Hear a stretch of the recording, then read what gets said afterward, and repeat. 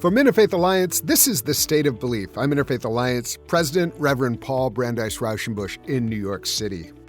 Happy Thanksgiving! This week, we are observing the holiday with the theologian who literally wrote the book on gratitude, Dr. Diana Butler Bass.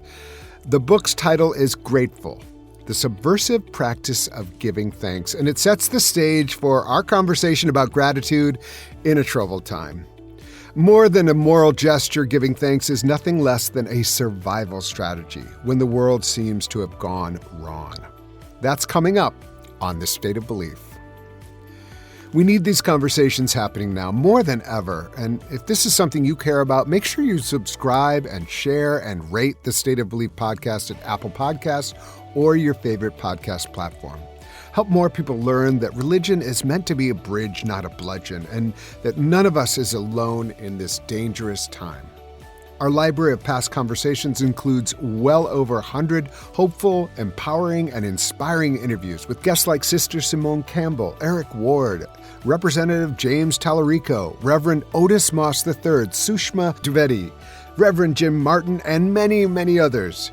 And you can help grow the State of Belief with a financial contribution. Find out how at stateofbelief.com, and you can support and join the work of Interfaith Alliance at interfaithalliance.org. So for this week's State of Belief, I wanted to interview my own kids, my sons Walter and Glenn, and talk to them about gratitude and Thanksgiving and see what was on their mind. Like, what are they grateful for? One of the things I'm grateful for is, of course, my children and my husband, Brad, but also my kids go to a school where they actually, gratitude is part of the curriculum, along with caring and kindness. They have literally caring, kindness, and gratitude as three really important themes of what it means to, go through elementary school. And I'm really grateful for that. I'm grateful for my public school teachers, and all of those who are involved in the education of my children. So I hope you'll enjoy this conversation that I had with my kids right before Thanksgiving this year. Okay, I'm here with Walter and Glenn, and we're going to start with the prayer that we say at night when we pray, which is, Now I lay me. You guys, can you do that with me? Yeah. Okay, ready? Now I lay me down to sleep. Thank you, God, for your love so deep. Thank you, God, for another day, a chance to learn, a chance to play. Thank you, God, for your love. We are the love we share. Thank you, God, for your world and care. When in the morning light we wake, teach us the path of love to Glenn. What do we say? Take. Yeah. Okay, good. Now, Walter, you start. What? Amen. That's right. We forgot to say that. Okay. So now, Walter, what are three things that you're grateful for? I'm going to name three things that I'm grateful for. The first one is my friends. The second one is my family. The third one is being able to play chess. All right. Okay. And awesome. And what about you, Glenn? Mine is having play dates with Sean and having play dates with Jacob, and also playing chess with William. So here's a question for you, Walter, which is the toughest question. What does it mean to be grateful when it's not for things or people? What is it? Is there a way to be grateful if you maybe don't have as much to be grateful for? I'm just curious what you think about that question. It's tough. I think, even if you don't have that much to be grateful for, just being able to breathe and think, anyone should be grateful for at least being able to touch something or breathe or think or walk. And being able to live, really. Being able to live life. All right, I think that's right. And sometimes just being grateful is, all we can do is say yes to life. But I will say right now to both of you, Glenn and Walter, that Daddy and I are so grateful that you are both amazing kids and really the best thing we ever did. So grateful to both of you. Hey, could you say Happy Thanksgiving? Happy Thanksgiving! Happy Thanksgiving! All right. Continuing the theme of family praying, I am going to offer you a prayer that I really love from my great-grandfather, Walter Raushchenbusch, who was a theologian 100 years ago, more than 100 years ago now.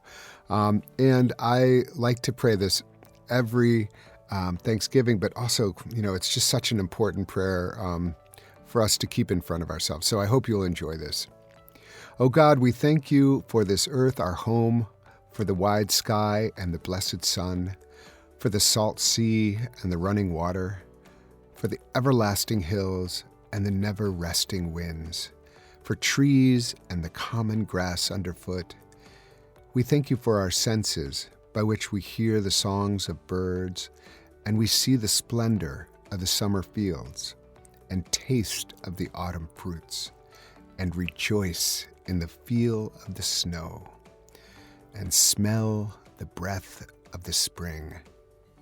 Grant us a heart wide open to all this beauty, and save our souls from being so blind that we pass unseeing when even the common thorn bush is aflame with your glory.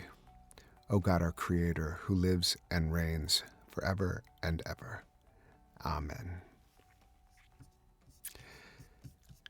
And now to our guest.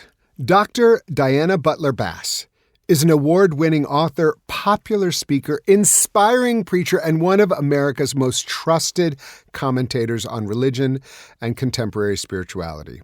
Her books include Christianity After Religion, The End of Church and the Birth of a New Spiritual Awakening, and Grateful, The Subversive Practice of Giving Thanks. Perfect for this holiday. Diana, happy Thanksgiving and welcome back to the State of Belief. It's great to be with you, Paul. I just always love seeing you. Oh my God. First of all, let me just start by saying you are such a presence online. Like many people are like, oh, online, it's terrible. You have made online beautiful. You've managed to do that in a way that I don't think anybody else has in such a way. Like you've created the cottage, you have a Substack, you have conversations. You've been one of the few people who's understood this technology when it first happened, we were like, oh, the possibilities of this are amazing. And you've done such a good job in such a beautiful way. So thank you for that. And you've been really helpful to me in these last few weeks. And so I'm going to start out with my gratitude for you, my deep love and gratitude for you. We have been around together for a while now, like close to 2 decades, and I'm so grateful for who you are and what you offer into the world. Well, it has been a while. Someone was asking me recently about my career and as it developed. And, in the 90s, I wrote this syndicated column for the New York Times Wire service on religion and culture. And I can clearly remember a day that I got a call from a fellow who was the brand new editor of a brand new website called BeliefNet. Yeah. And he was recruiting me away from the New York Times to work for BeliefNet. And I was just like going, oh, I don't know about this blogging thing. Right. I don't think anything's going to happen with this internet thing. Yeah. Remember when we had to argue about that? Thing, Oh my God. Anyway, but that's where you and I wound up writing a blog together. 100%. We had an amazing time together, and then it's just continued. And I just am so appreciative of you. So let's start with Thanksgiving. I've already said I'm thankful for you, and that is so important. But in this moment, I love the title of your book, The Subversive Practice of Giving Thanks, because I think sometimes people think that gratitude is like kind of that's the easy one. We'll just, give thanks. And what do you mean by the subversive practice of Thanksgiving? Well, gratitude is a really powerful practice. And I don't think I realized that because when I was a little girl, my mom would do what most of our mothers did, and that is write your thank you notes to your grandparents for your, Christmas or Hanukkah presents or whatever. And if Right, you right, didn't, you got in a lot of trouble. right. And I think we all have that experience of Yeah. being berated, by our parents to write thank you notes. And so I think I went through an enormous period of my own life where that's what I thought gratitude was, writing thank you notes or an obligation, Yeah. something I had to fulfill if someone gave me a gift. And it wasn't until the last 10 years or so that I began to understand that it's really a spiritual practice. And Mm. the way that it is subversive is it rearranges how we understand our own lives and even further our place in the world. And so that title refers to that inversion that takes place as we practice gratitude and how we learn to see ourselves and the world around us differently. Say more about that. What is the inversion? Because I think the temptation with gratitude is like to do this kind of Calvinist take on it. Like, I have all these blessings.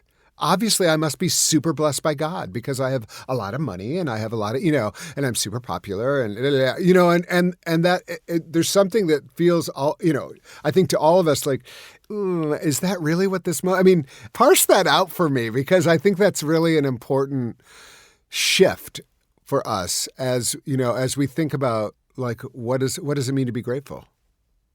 Most Americans tend to be grateful for things we like. If you get a present you like, or if you get a job you wanted, or if something good happens to you, you say, oh, that's my blessing. Mm. And, thank you, thank you, thank you to the universe or God or the person who gave you this thing that you find to be good for your life. But gratitude is not really that. Gratitude is a disposition whereby we understand that all of life is a gift Mm. and that every moment, the good ones and the bad ones, actually hold something for us that can be perceived differently. And I can just give you a great example of this recently. I was with my spiritual director in right after the election a few weeks ago. I can say that I am not feeling grateful for pretty much anything this month. It's not a natural feeling. I don't feel like it's a blessing, nothing like that. Um, and I was sharing with her in a very straightforward way how I was feeling about it. And she looked at me and she said, well, you know, at least there won't be a civil war next week. And I just laughed because what she's saying is, you got to look past your immediate moment of just all this fear and doubt and stuff and see, look at that. There's a gift. And when I said to her, I actually replied to her, I said, now that I'm afraid is the farthest reaching silver lining I've ever heard.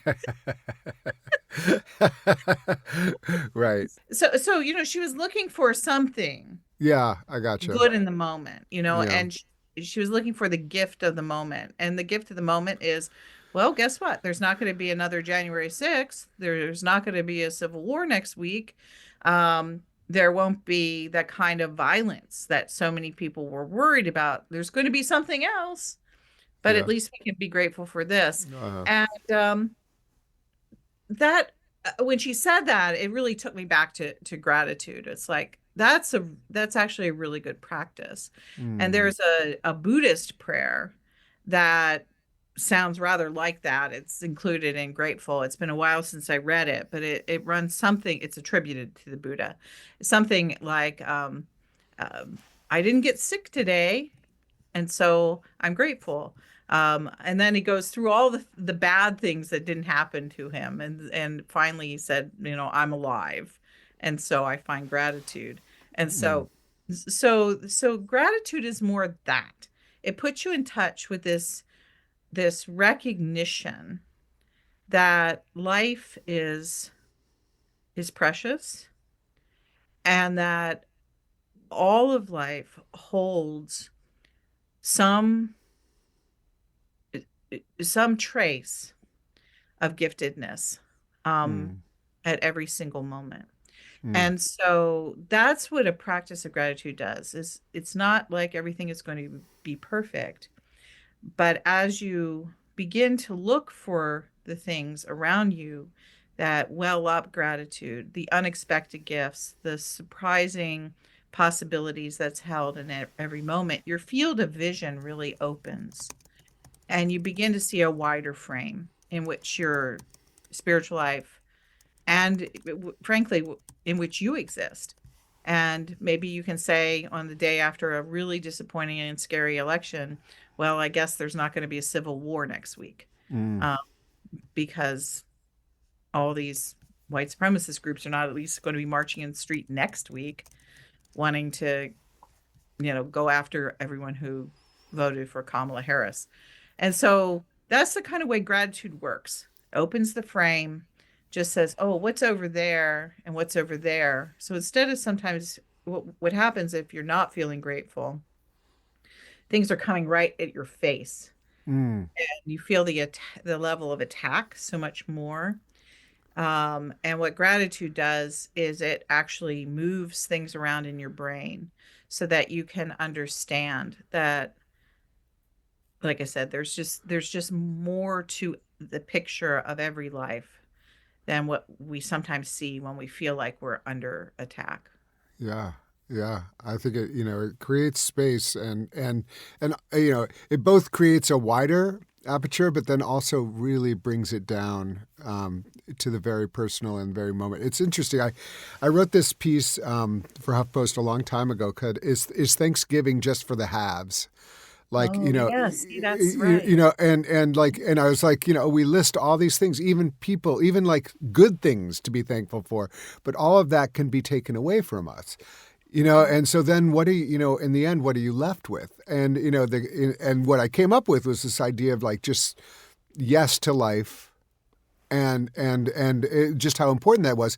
And I, actually I recorded this and it's on this podcast, like my son, Walter, I posed that question to him. And I said, what if you really don't feel like you have anything to be grateful for? And you'd be so proud of him. Because he thought for a while, he gave it a few seconds and he just said, well, you can still breathe. You can still think. Right. You're still alive. You can be grateful for being alive. And I was just like, wow. Like it took me two decades of ministry to try to figure that out. And so I do think that there's something beautiful about that. And it's not to diminish the fact that like, unfortunately, a lot of Thanksgiving, the way it's commonly understood, is just like kind of a laundry list and who's got the longer laundry list. And, oh, you can still be happy for this. You have this, even if they have that. I mean, anyway. I was going to say one of the things that's really interesting in what you observed there is that it's not uncommon you can see very clearly that people who have less are often more grateful. Mm. And it's fascinating to me that, like in African American churches, if you go worship in most Black churches, you're going to have really sort of high energy around themes of thankfulness and gratitude. And so, people who have backgrounds and traditions and come from less privileged places in society are often more grateful. And that gratitude has been for many generations a survival strategy. Mm. In those communities. And it's not, sometimes people think of gratitude as just like, well, just accept your lot in life. That's not really it. In Grateful, one of the things I do is I talk about the deep structure of gratitude, because there's really bad practices of gratitude. And that includes demands for gratitude, when gratitude becomes an obligation, and when someone who is over you demands your gratitude. You should be thankful for what you have. That's right. You should be thankful for what you have, or in the Yeah. case, say, of enslavement in the 19th century, Right. gratitude was structured into the system of slavery. And what it meant was if that you had to say, yes, master, thank you, master, to the person who owned you, if you're a Black person. And if you didn't, you'd be considered an ingrate. And if you were an ingrate, that was something you could be punished for. I mean, that was a Right. very, that Right. was a terrible thing, not to say for a person who is a person of color to not say thank you to a white person. It was a Right. crime. Right. And so that's a kind of gratitude that if it's a top-down demand, then it becomes problematic. Right. But what happened in African American theology and African American spirituality is that there was a way of just sort of looking as if they followed the rules in some of these cases, but what was actually happening was this profound redefinition of gratitude on the ground. And that was the idea that gratitude really was uh, the practice that constituted survival. Hmm. When you could recognize, like Walter did, at least we can breathe. Hmm. We might not be free, but at least we can breathe. And that Hmm. means that among that community that has that recognition for that gratitude, you're going to live another day, and you're going to live another day to be able to fight. You don't know what the future is going to bring. You can participate in all the ways you can in order to bring about freedom. And it Hmm. took decades and decades and decades, as we well know. Hmm. But eventually, um, Black people were not given freedom by white people. Black people pushed and were participants in and makers of their own freedom. And much of that came from that resilience that developed out of that subversion of a Hmm. practice. So the powerful said, gratitude is this, and you owe me gratitude. You owe me your life. And the people who were actually enslaved said, um, okay, not really. Yeah. Right. Right. Well, Our lives our I mean, lives are really ours. yeah, and if you look towards like even the way Jesus, we think about like the rich, storing up riches on this earth, versus riches in heaven. Like there's very little in our tradition about kind of let's just list the things we're happy for. I mean, it's really like ultimately it's about it's about understanding our gratitude in relationship to God and to one another. And so I just think there's these deep spiritual messages here, but I like the idea of the subversive quality of it. Up next, more with Diana Butler Bass, author of Grateful, the subversive practice of giving thanks. You can hear full episodes of The State of Belief anytime on our website at stateofbelief.com. You'll find links to topics we discussed this week, as well as transcripts and more. And make sure you subscribe at stateofbelief.com/subscribe. You're listening to The State of Belief, where religion and democracy meet.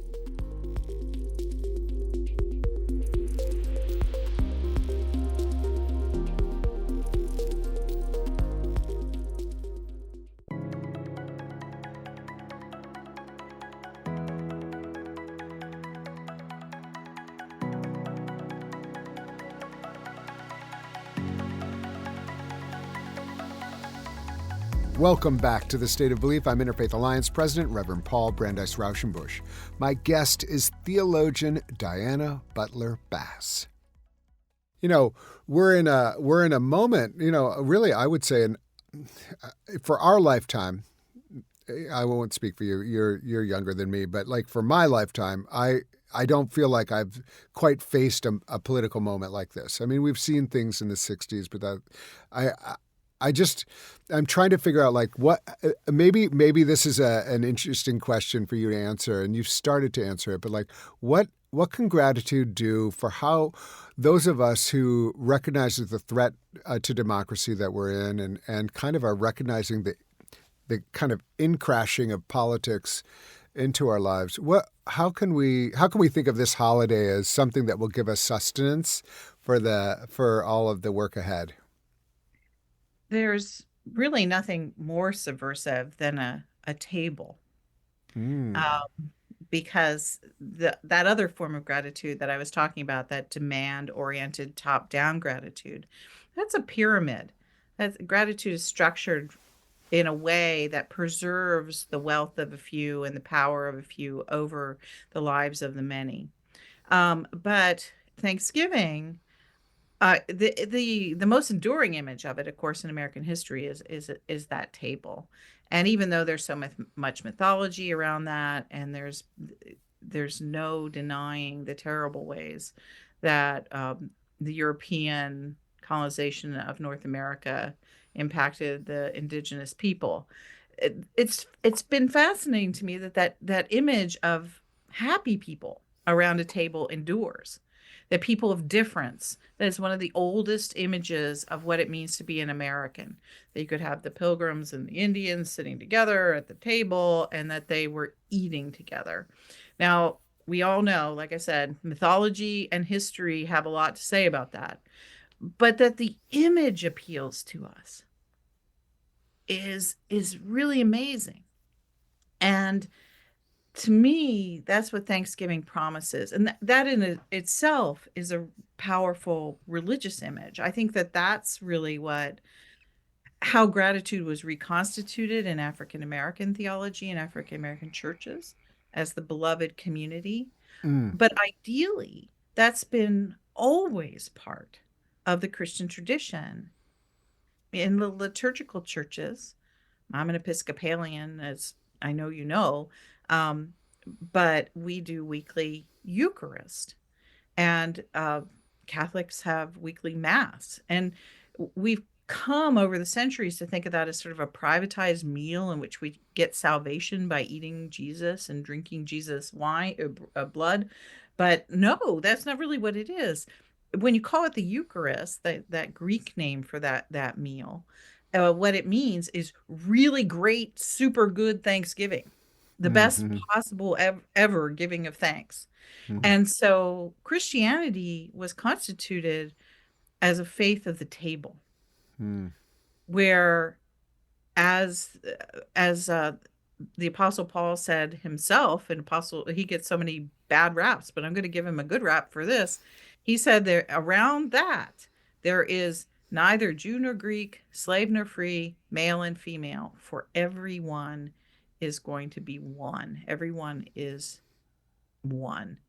And so to me, that becomes the alternate vision, is that there is a table, and the table is laden with gifts. Everyone is invited, and we pass those gifts around the table and make sure that everyone is fed. And so sometimes I think about that on a national level. Do you realize that this is the only day of the year where there is consistent and persistent attention paid to make sure everyone can feast? Mm. Yeah. You know, I literally, you can watch, social service organizations just opening their doors, Yeah. feeding people being Right. brought off of the streets to make sure they have a meal this one day a year.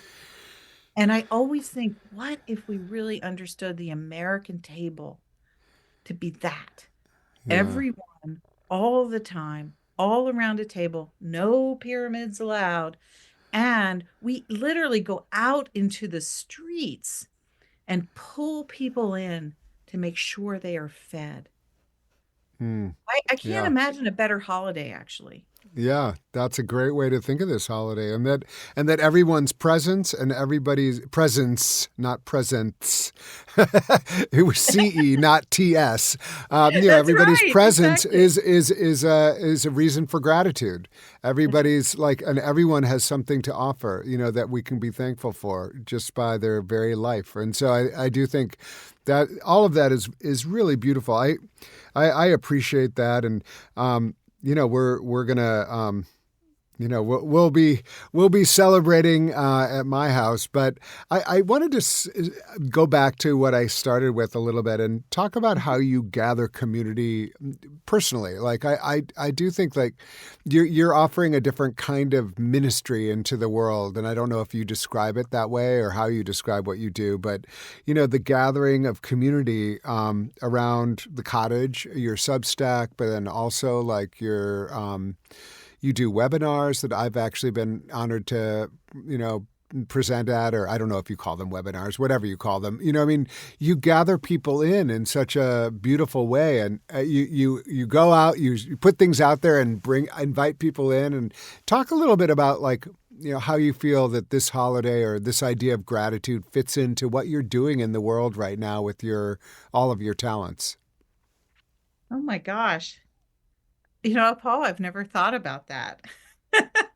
I, I, you're really challenging me to consider why I do what I do, and I think that I wrote this book called Grateful during the election of 2016, and I feel like so many people have emailed me in the last couple of weeks and said it's newly relevant.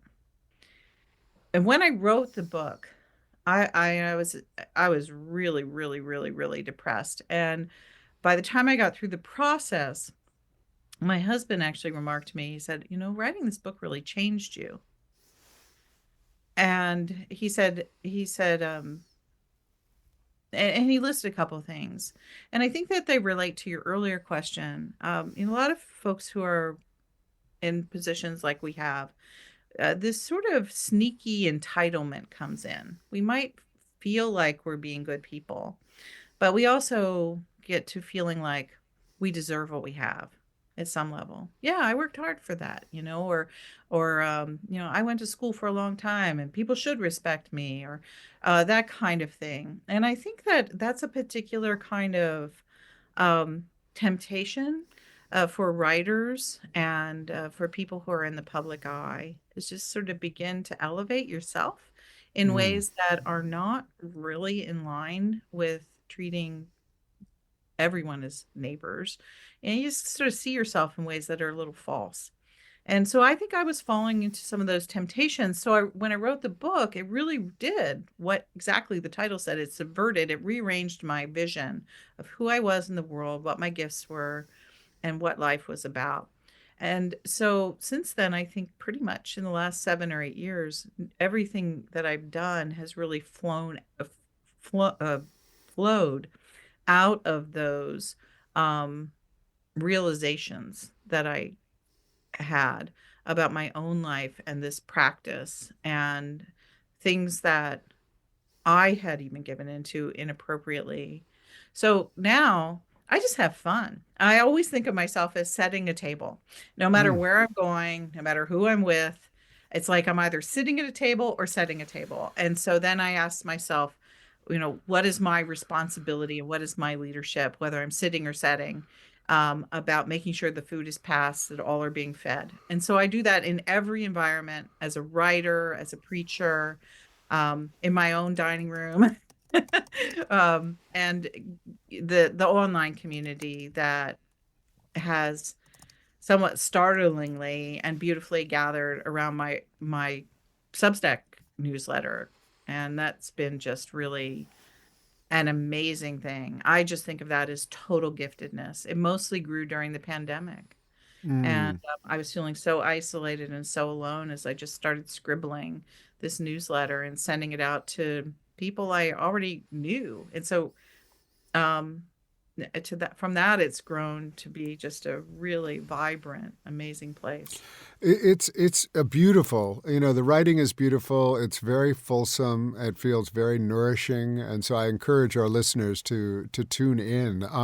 I've also been really just, admire. I mean, when 4 people you really like and you think are really, really smart get together and commit to having conversations, it's you and Robbie Jones and Jamar Tisby and Christian DeMay have started something called the Convocation. I will say all of you have been on the State of Belief, and so I'm very proud of that. But then you started this thing called the Convocation, which was, has been also a way for you all to be in conversation with each other, coming out of different parts of the Christian community, but recognizing that conversations can illuminate and broaden all of yourselves. So I talk to me a little bit about how that happened and what some of the things that you feel you have learned from that experience of the Convocation.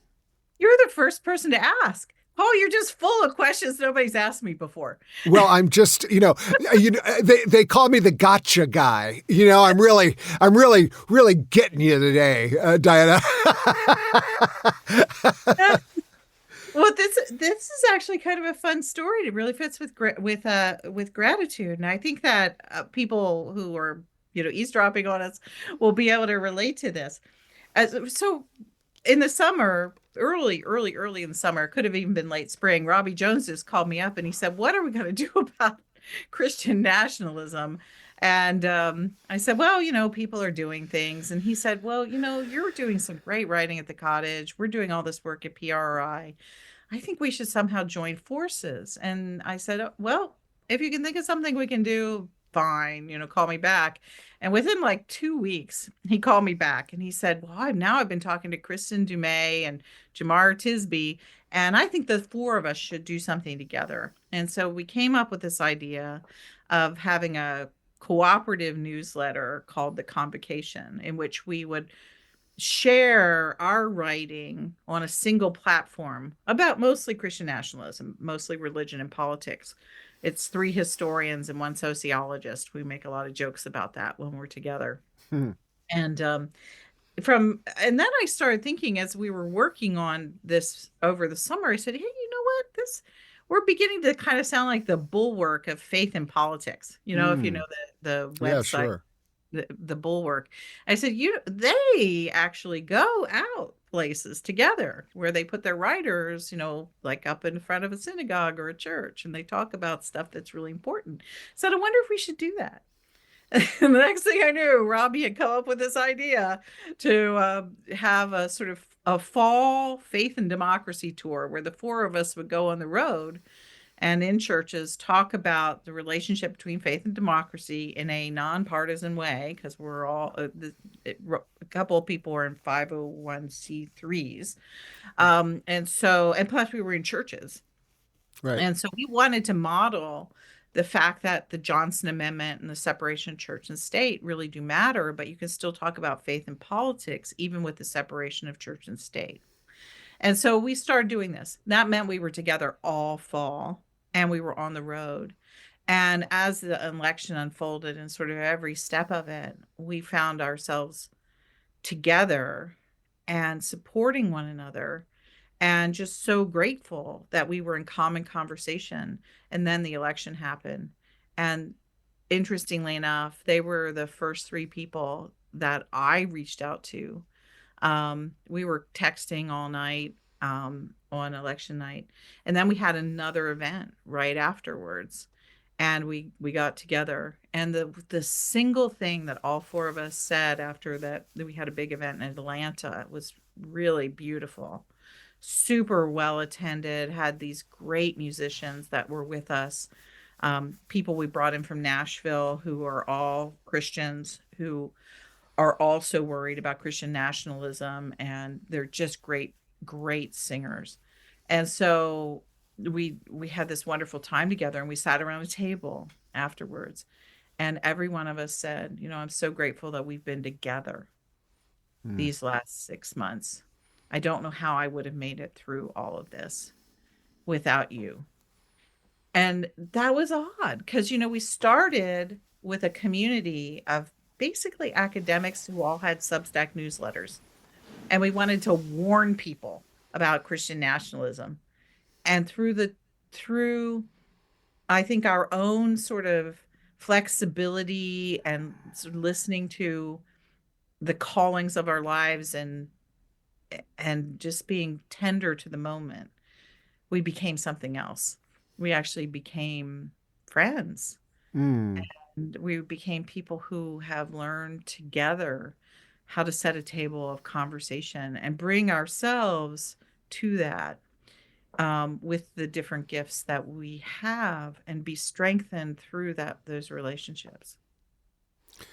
Well, I think there's going to be lots of opportunity for, the Convocation, Interfaith Alliance, and the many, many people. There are so many good people out there who are Yeah. really concerned about this. And, we have a really strong religious tradition that has worked against religious extremism and Christian nationalism in the past. And I think it's going to be time to really fire up our imaginations and how we're going to show up in this moment. And so I'm looking forward to having lots of good conversations about that. We're certainly like firing up at Interfaith Alliance, and I'm so glad that I view you and actually all four of the Convocation as people I can really rely on, who I trust very much, who are and I'm very grateful to each of you. And I'm especially grateful to you. I'm grateful to Richard, who I understand is making this conversation possible, your husband, for doing some duties while you are just having the time of your life talking to me. So I want to shout out to Richard, who is but he's an amazing guy who's like, who's.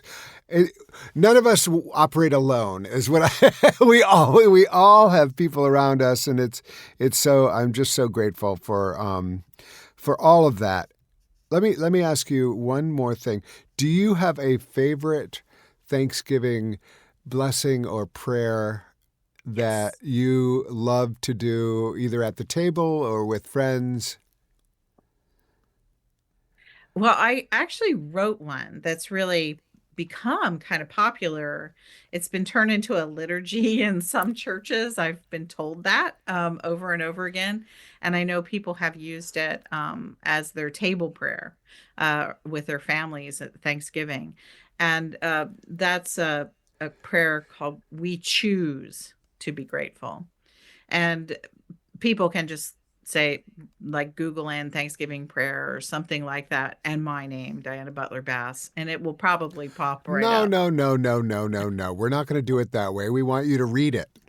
Oh, but I wanted to read you another one because I love this one. This one shapes me, but if you want me to read it, I guess I will. I I was going to want you read to, by of course, David. you can. Okay, you can read too. Diana Butler Bass. I'm going to do a special allowance because I'm filled with gratitude and it's making me super generous. I'm going to give you the special opportunity to read your own prayer of gratitude and then also another one. Okay. Oh, now I have to figure out which. I'm going to read them in what order to read them in. But I have gone over to my own Substack. You can tell that this was not planned in advance, that we're really flying by the seat of our pants here. Well, people forget we're all human beings when you get to be on a podcast. Sometimes people forget. Oh, look, they really are friends. Okay, so this is a prayer that I wrote for Thanksgiving 2016. God, there are many days we do not feel grateful. When we are anxious or angry, when we feel alone, when we do not understand what is happening in the world or with our neighbors, when news is bleak and confusing, when there are threats, injustice, violence, and war, we struggle to feel grateful. But this Thanksgiving, we choose gratitude. We choose to accept life is a gift from you and a gift from the unfolding work of all creation. We choose to be grateful for the earth from which our food comes, for the water that gives life, for the air we all breathe. We choose to thank our ancestors, everyone who came before us, for their stories and struggles. We receive their wisdom as a continuing gift for today. We choose to see our families and friends with new eyes, accepting them for who they are. We are thankful for our homes, whether humble or grand. We choose to appreciate and care for our neighbors, whatever our differences or how much we feel hurt or misunderstood by them. We choose to open our hearts to those who dwell among us in the shadows of uncertainty and fear, recognizing their full dignity and humanity. We choose to see the world as our shared commons, our home now, and the legacy we will leave to generations to come. God, this Thanksgiving, we do not give thanks, we choose it. We will make this choice of thanks with courage, knowing it is humbling to say thank you. We choose to open ourselves to your generosity, aware that we live in an unending circle of gratitude. We are all guests at your hospitable table around which gifts are passed and received. We will not let anything opposed to love take over this table. Instead of giving into fear, we embrace grace, love, and the gifts of life at this table. In this choosing, in the sharing of this meal, we are strengthened to pass gratitude on to the world. Thus, with you, with all those gathered here at this table, with those at tables far distant, we pledge to make thanks. And we ask you to strengthen us in this resolve, here, now, and into the future, around our family table, around the table of our nation, around the table of the earth. We choose thanks. Amen. And So what's the next one? Well, then that one is the one that I wrote, as I said, in light of the election of 2016. Yeah. And this is one that influenced me greatly when I was writing the book Grateful. And I love it. It's from David Stendhal Rast, who is a Benedictine brother who is now, I think, 96 or 97. Wow. And he has the most ever viewed TED Talk on gratitude over at TED, if anybody wants to watch that for Thanksgiving. And these words come from that talk, and it's a prayer in the middle of the talk, or it's an observation, kind of a prose poem in the middle of the talk. If you're grateful, you're not fearful. And if you're not fearful, you're not violent. If you're grateful, you act out of a sense of enough and not a sense of scarcity, and you are willing to share. If you are grateful, you are enjoying the differences between people, and you are respectful to everybody. And this changes the power pyramid under which we live. Diana. You are amazing. Diana Butler Bass. You can find all of her work at The Cottage. And what is the website that people should go to? I know they can sign up for your Substack. There's just so much that you offer, but also buy every single one of Diana's books. I am a fan, I am a supporter, and I'm grateful to call you a friend. So tell us where people can find you. The easiest thing is the website that's just my name, www.dianabutlerbass.com. And that takes you to all the places, except I haven't put up my new Blue Sky account. I should probably do that because you and I are both on Blue Sky now. That's fun. Blue Sky's fun. It is much more fun than the old place. The bad old place.